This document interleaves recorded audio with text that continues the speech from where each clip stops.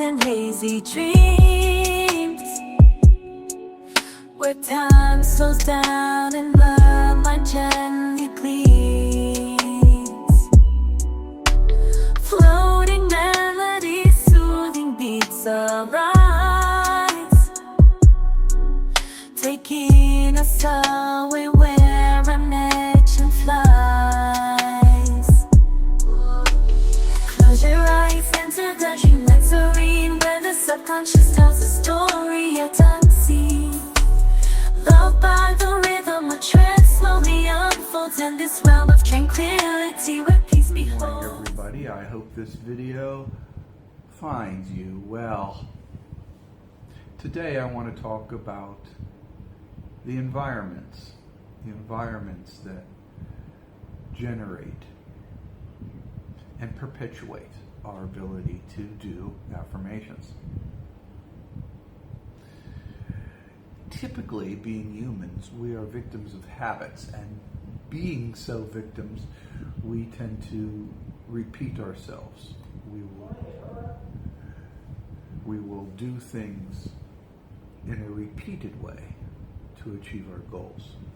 For me, for instance, I have a tendency to read off my affirmations whenever I am surrounded by people who don't understand English, which happens to be on the public bus, which is a chaotic and noisy environment, scooping around as people board and disembark.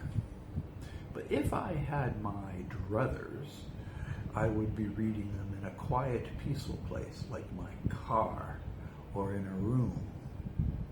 And I do that from occasion to occasion. How and where you do your affirmations lead to continuity. Continuity then in turn leads to a substantive boost in your ability to get things affirmed.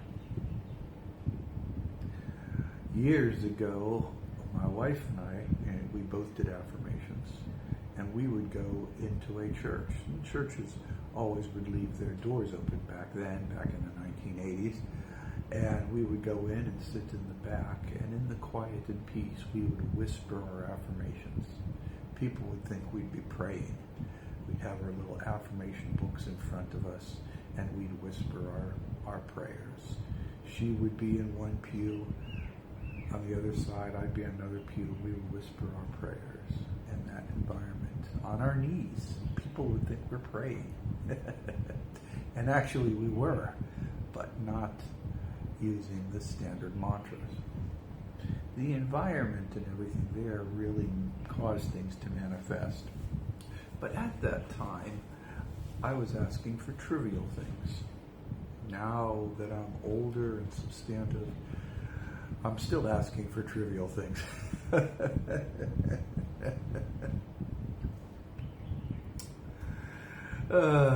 Kill me. It's a sense of humor. But whatever you do, guys, you have to pay attention to your environment. It's important in the environment that you do it in private. If you're in a busy bus like me, reading off your affirmations, just do it softly and be advised chances are nobody's listening in. If they could even hear you through the clamor and the noise, they're not listening in. But there's other things as well. Be constant. Don't be interrupted. It's very hard to do your affirmations if you've got a little kid running around, screaming this and screaming that. My girl is on a 10-second cycle. She wants something, and then she switches to something else, and wants something, and then switches to something else, and wants something. Even when I'm sitting there with her, it lasts for 10 seconds, and then she wants something else. No wonder social media is so addictive, because it matches the attention span of children.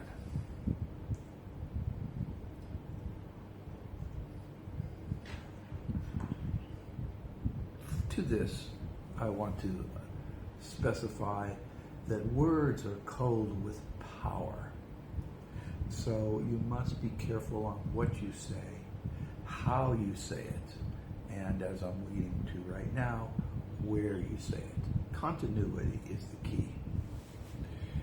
As long as you do an affirmation, it doesn't really matter where it is, because what you're doing is you're taking positive affirmations and reducing the negative affirmations.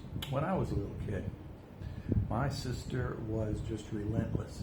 Every spare moment she would go by, she would say, "You are stupid. You are stupid." She'd going up the stairs, she'd see me, "You are stupid." I'm going out of the bathroom, she sees me, "You are stupid." She would do that. She would repeat that about 50 times a day. In school, on the street, at the house, everywhere. Our parents never did anything at all about it. It really contributed to lowering my self-confidence because it started to make me feel stupid. I never really believed I was stupid, but it affected me feeling that I was stupid. I had to overcome that. That's another story whatsoever. But the point being, her saying that over and over and over, even though it was directed at me, attracted stupid things to occur to her in her life. What you say manifests because words are culled with power. Even though she was directing it at me, she couldn't change who I was because I was a different consciousness. In the consciousnesses in the MWI where I became stupid, my personal conscious did not go on those templates. So she was spawning off all kinds of templates where I am a stupid person getting in all kinds of trouble. But I was not in any of those templates because I had my own consciousness.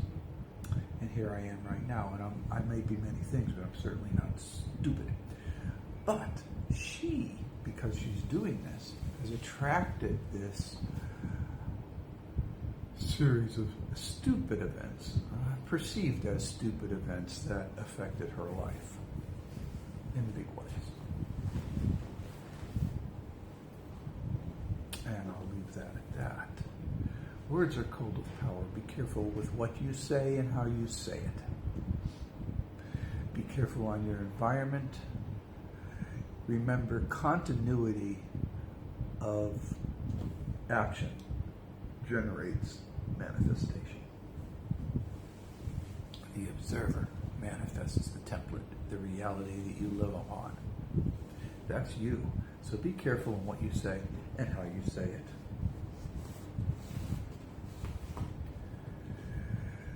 So the big gem in this little brief discourse here is very, very, very simple. Cull your words carefully. Choose them carefully. If somebody is provoking you to get angry and say something, stop and leave. Words are culled with power. Don't do anything rash. Calm yourself. Don't do anything rash, and don't get caught up on what is a vector that's trying to knock you off your track. Be smart about things. And with that, and I trust that you will be very careful on what you say and where you say it. Remember to be kind to dogs and cats. Be a good person as best you can be. Try to do your best in every little thing. And remember, I always believe in you. In the haze of a quiet Sunday morning, lost in thought, imagination soaring, dreamlike melodies fill the air, creating a world where I'm happy in there. Close my eyes and let the beat take hold. Lost in a dream, I am never growing old. The rhythm flows through my veins, setting me free in this slow, soft and gentle reality.